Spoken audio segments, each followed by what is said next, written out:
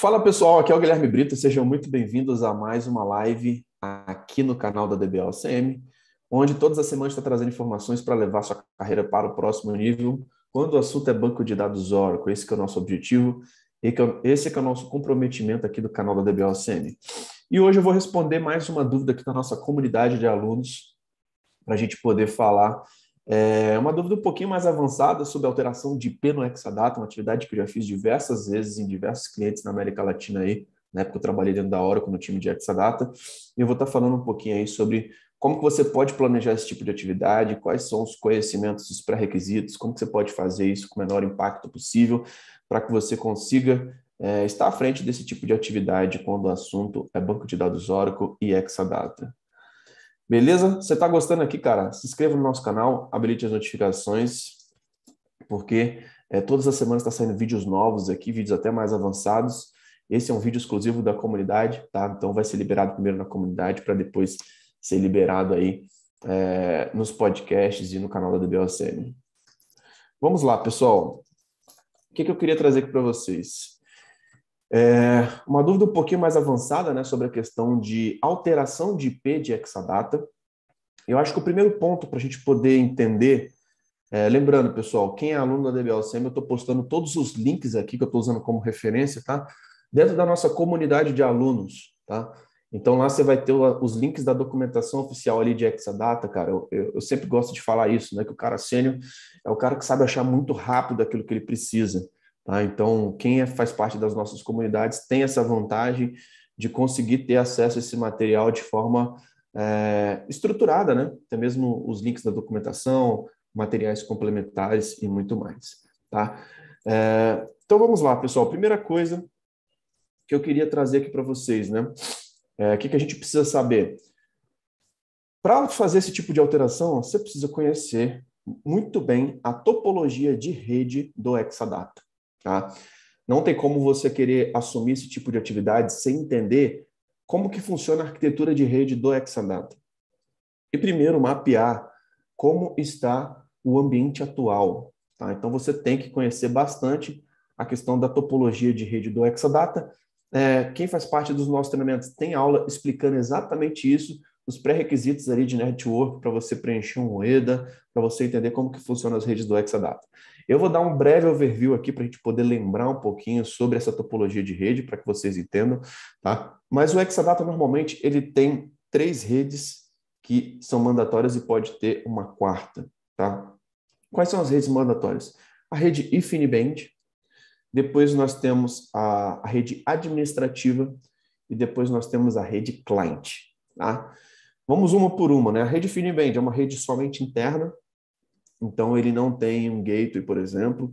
Ele é uma rede que ela é privada ali para os nós do Exadata, ele é utilizado tanto para a questão de comunicação com o storage, também para o interconnect do rack. Tá? Então aquela rede interconnect é utilizada aí na rede InfiniBand. Lembrando que os novos equipamentos, né, o X8M, o X9M, eles utilizam ROCE, tá? Que basicamente é uma rede, ao invés de 40 gigas, é uma rede de 100 gigabits. Tá?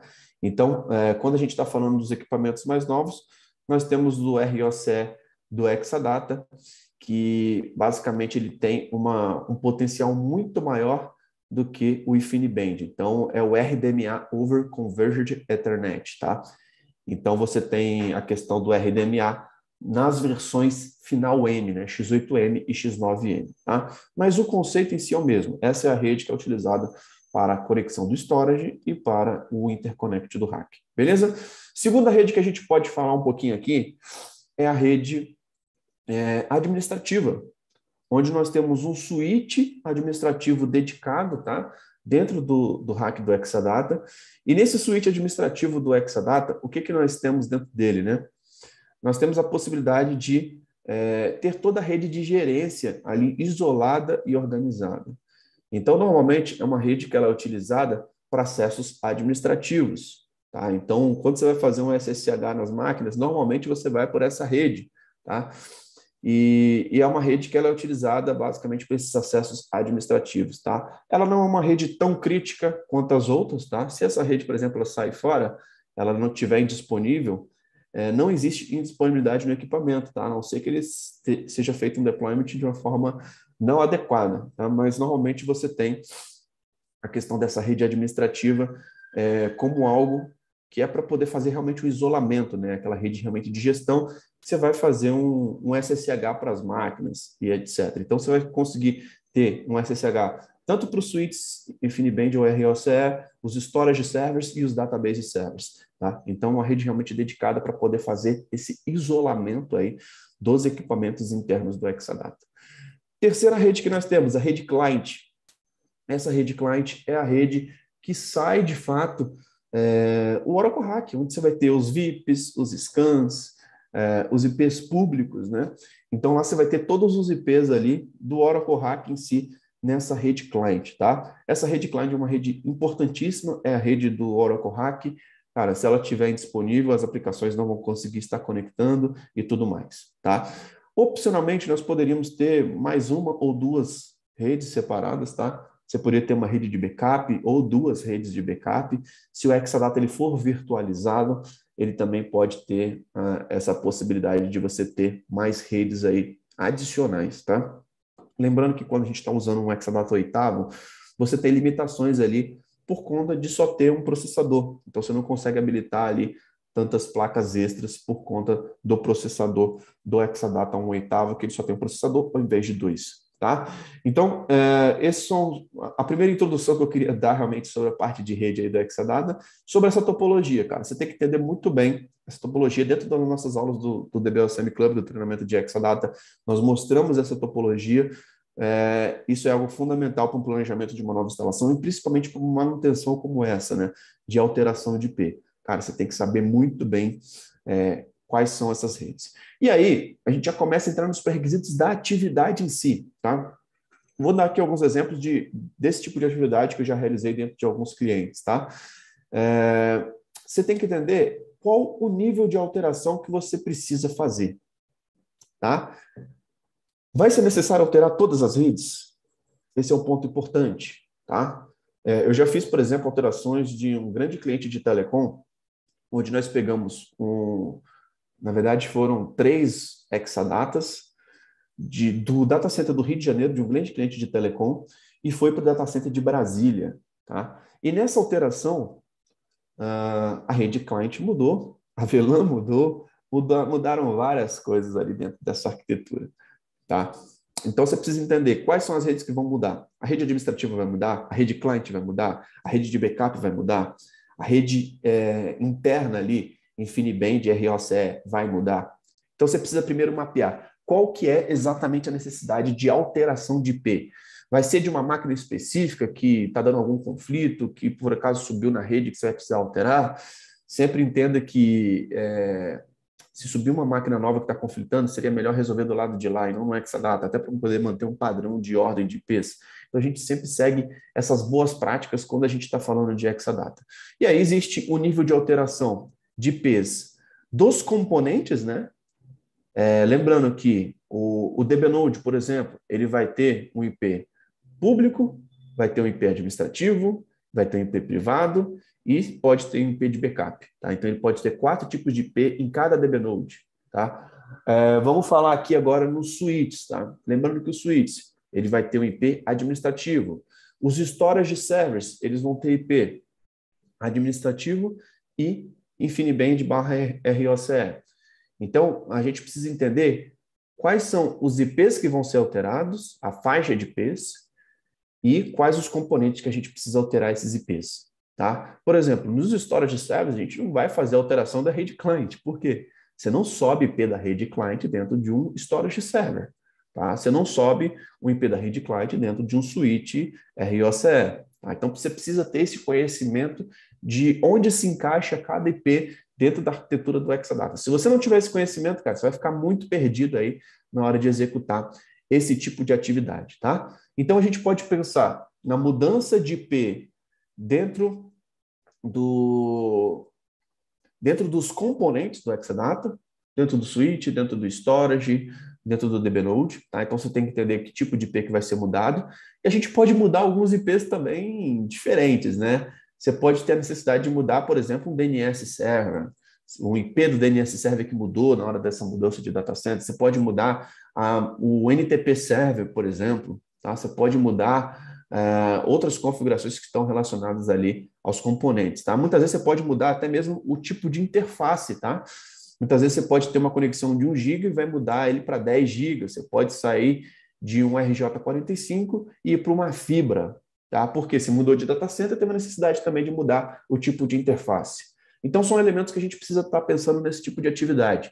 A gente precisa realmente estar mapeando o que vai ser alterado, como que vai ser alterado, para que você consiga, de fato, estar organizando esse tipo de atividade. O que eu gosto de levar para esse tipo de atividade, né? Cara, o planejamento ele tem que ser muito bom para não ter problema na execução. Então, se você tem 1 hora para você salvar o mundo, essa é uma frase que eu ouvi falar que talvez seja do Einstein, de alguém aí. Se você tem 1 hora para salvar o mundo, cara, você tem que utilizar 55 minutos planejando, definindo o problema, entendendo o problema.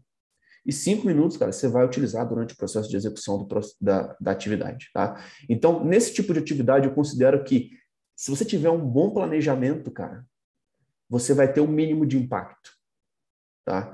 Não é na hora da atividade que você vai ficar caçando qual que é o IP, não é na hora da atividade que você vai entender quais são as redes que vão mudar. Cara, tudo isso tem que estar muito bem mapeado. Se você for fazer uma alteração de IP de Exadata, cara, o planejamento tem que ser muito bom. Você já vai ter que ter uma planilha ali muito bem definida, cara. Quais são os IPs antigos, quais são os IPs novos, quais são os componentes que vão mudar, o que vai mudar, se vai mudar só os IPs do storage, se vai mudar os IPs dos DB nodes, se vai mudar DNS, se vai mudar NTP, se vai mudar a velocidade da interface de 1 GB para 10 GB. Então, você tem que ter isso tudo muito bem mapeado. Por isso que eu falei, pré-requisito para esse tipo de atividade, cara, entender a topologia de redes do Exadata. Se você não entender a topologia de redes do Exadata, nós temos uma aula só mostrando exatamente isso e aprofundando isso dentro dos nossos treinamentos de Exadata. Tá? Você vai ficar muito perdido. Então, depois que você faz todo esse mapeamento, aí a gente vai começar a entrar num processo de execução, que eu considero que seja a parte mais fácil, porque, cara, está no manual. A execução da atividade está no manual. Tá? Tudo que eu faço a respeito de Exadata, eu coloco no manual. E se não tiver no manual, eu vou abrir um chamado para poder questionar a Oracle qual que é a documentação para poder fazer esse tipo de atividade.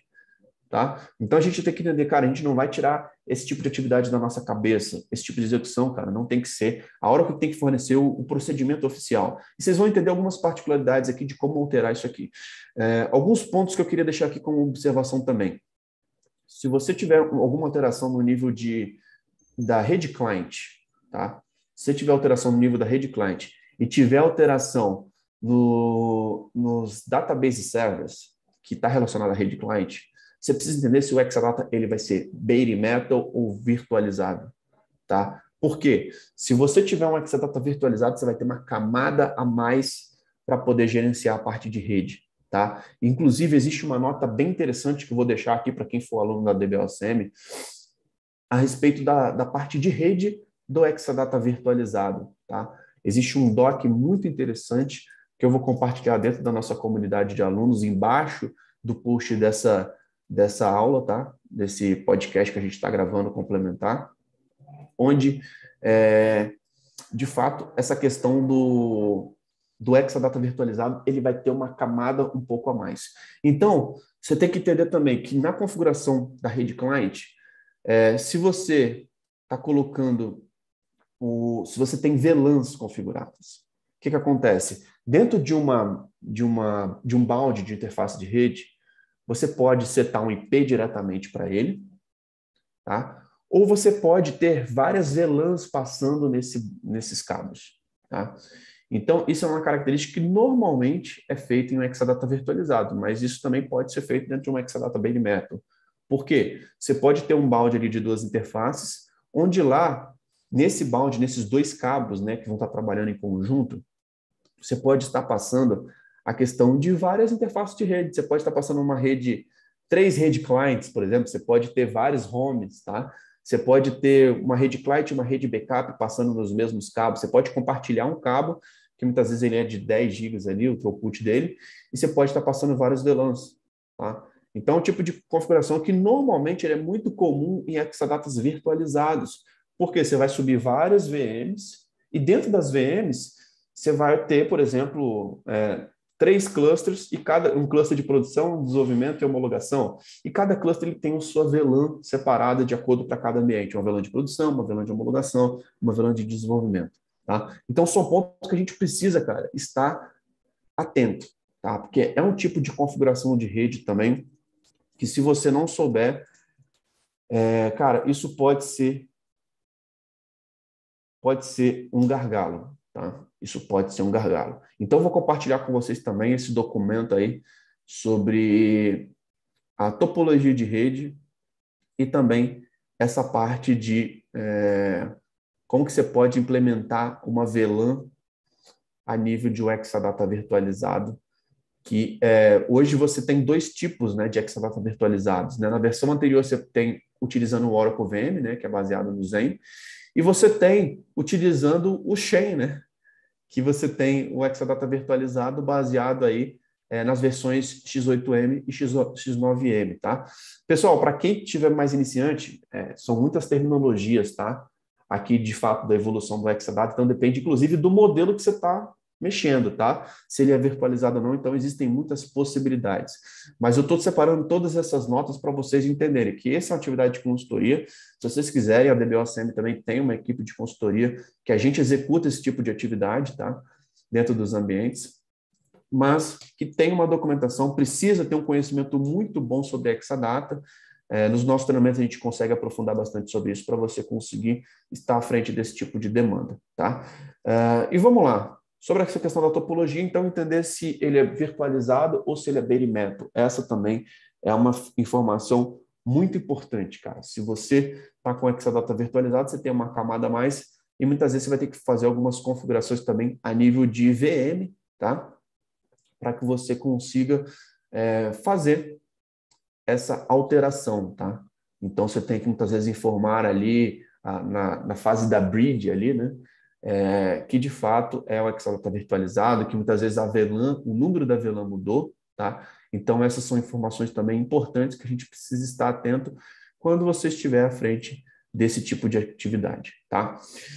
Então, pessoal, esses são os pré-requisitos, né? Toda a parte de levantamento, toda a parte estrutural que a gente tem aí sobre o Exadata, tá?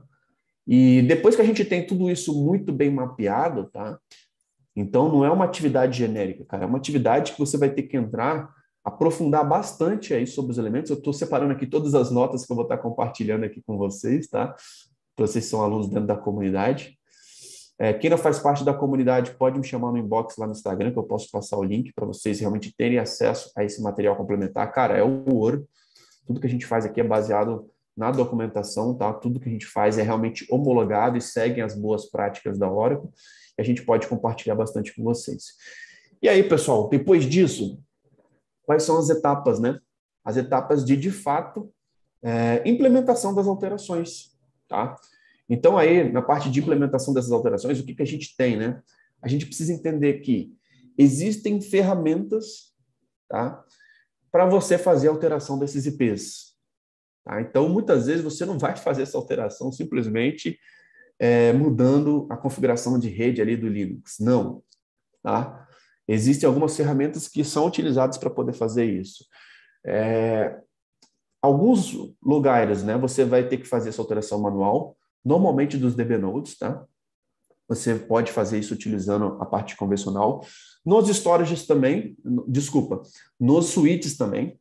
Nos switches você pode entrar dentro do switch, cara, e pode chegar lá e fazer alteração, muitas vezes, de um IP administrativo, etc.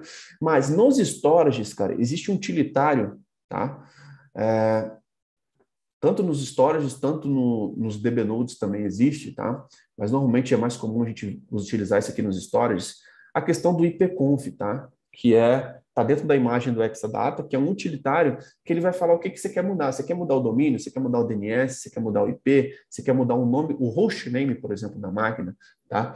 Então, dentro da documentação, nas versões mais antigas, você tem essa questão da alteração utilizando o ipconf, tá? E cada vez, na documentação, ele fala exatamente para storage server, normalmente dos DB Nodes você faz utilizando a forma convencional ali, tá? Você utiliza a forma convencional ali, alterando o IP Linux, tá? Dentro das configurações de rede, tá? Mas quando você faz o ipconf, que eu vou botar na documentação, você vai parar os serviços, tá? E aí ele vai começar a te perguntar qual interface que você quer mudar, a interface de feedback, a ETH0, e aí você começa a fazer as alterações. Você quer mudar o name server, né, que são os DNS, o NTP server, e aí você consegue fazer todas essas alterações relacionadas àquela interface, tá? Então, é um utilitário bem interessante, tá? Que ele vai reiniciar os serviços. Normalmente, eu sempre faço reboots, tá? Nesse tipo de atividade, pessoal, faça um reboot para poder garantir, cara, que quando a máquina sobe, não vai nada parar de funcionar. Principalmente nessas alterações de arquivos de rede, né? Cara, é sempre bom fazer um reboot de validação ali das máquinas para que você consiga validar que depois no próximo reboot, e normalmente servidores de banco de dados demora para rebootar, depois você reboot daqui a um ano e não vai ter problema aí com relação a isso, tá? Então sempre faça reboots de validação que são extremamente importantes. Inclusive a documentação fala isso, para você restartar um storage server, tá? Então, pessoal, tipo de alteração de IP é uma atividade muito crítica, cara, que vai precisar de janela. Vai precisar de janela. O importante é a gente entender qual é o tipo de alteração. Se for um DNS server, cara, isso pode ser feito de forma bem rápida. Se for um NTP server, isso pode ser feito de forma bem rápida. Se for só a camada do storage, isso pode ser de forma bem rápida. O que normalmente pode demorar muito, tem que alterar tudo.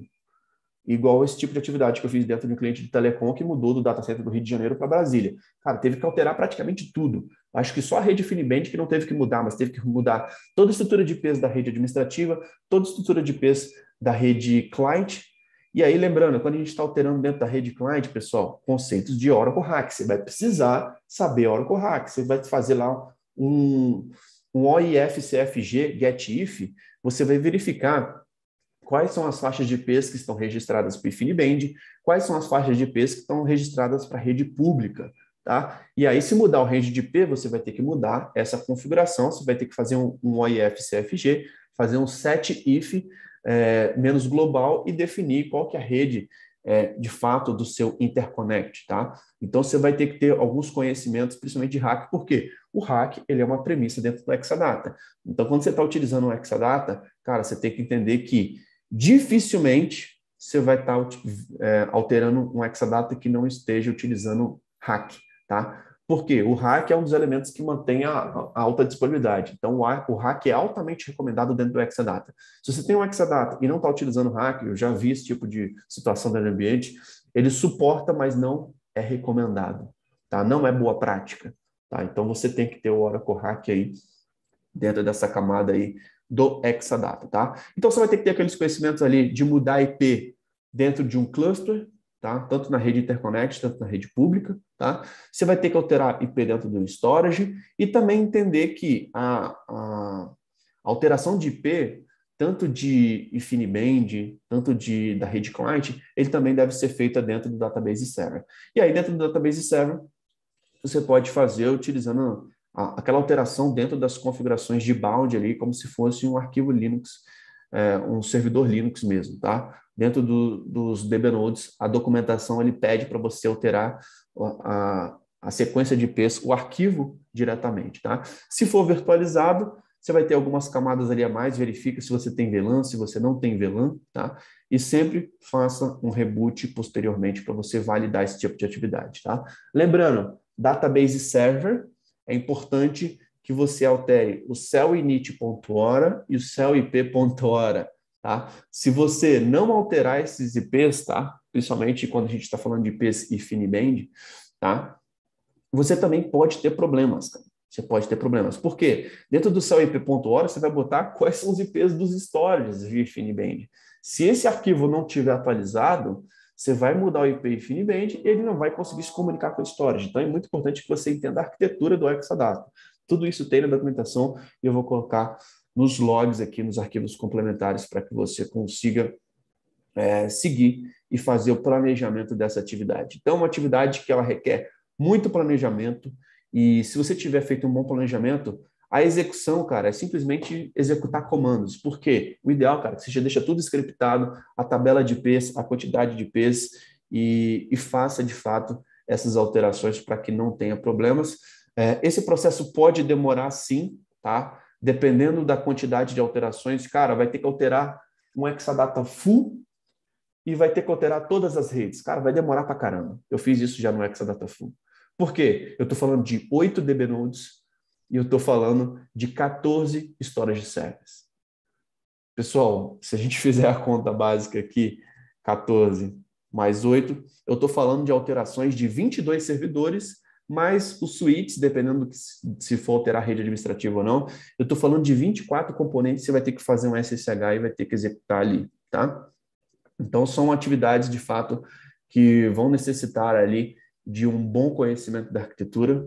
Se for uma máquina grande, cara, vai envolver elementos pra caramba. E aí você vai ter que fazer estimativa, né? De quanto tempo você vai ter para poder alterar dentro de cada servidor. Quanto que é o tempo de um reboot, tá? Normalmente, o reboot de um Exadata, dependendo da versão do Exadata, dependendo do hardware e do software, pode demorar aí meia hora, pode demorar 10 minutos, tá?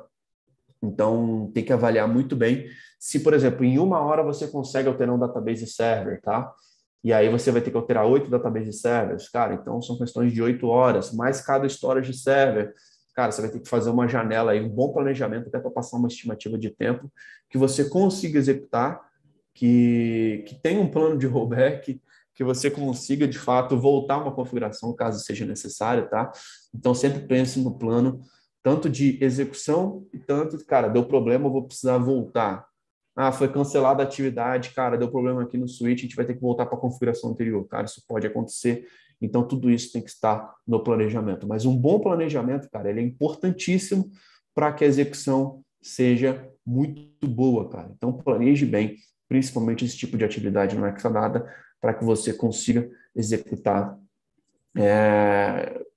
com o menor impacto possível, tá? Mas, de fato, é uma alteração crítica. Cara, sem IP você não consegue conectar nas máquinas. Se vai mudar IP, vai ter que parar. Então, você tem que entender qual a quantidade de componentes que você vai ter que mudar, quais são os tipos de IP que você vai ter que mudar, se os servidores de DNS, de NTP, se o tipo de interface de conexão, se está saindo de RJ45 para fibra, e fazer muito bem esse mapeamento para que você consiga ter uma boa execução desse tipo de atividade, beleza? Então, espero que possa ter ficado claro aqui, pessoal, não tem como a gente falar de alteração desse tipo de atividade sem falar sobre pré-requisitos, sobre topologia. Eu não consigo mostrar tudo aqui, porque eu poderia fazer uma aula só de 1 hora, só para mostrar a topologia do Exadata, isso tem dentro dos nossos treinamentos.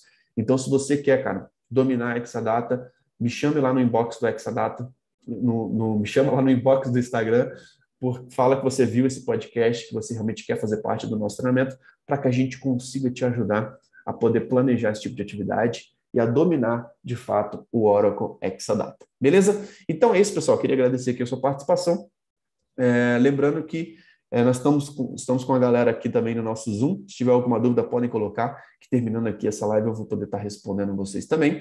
E que essa experiência também vai estar disponível nas plataformas de podcast, como Apple Podcast, Google Podcast, Spotify. Então, assine a DBOCM por lá, para você não ficar de fora dos nossos conteúdos. Então é isso, um grande abraço e até o próximo vídeo. Valeu, tchau, tchau.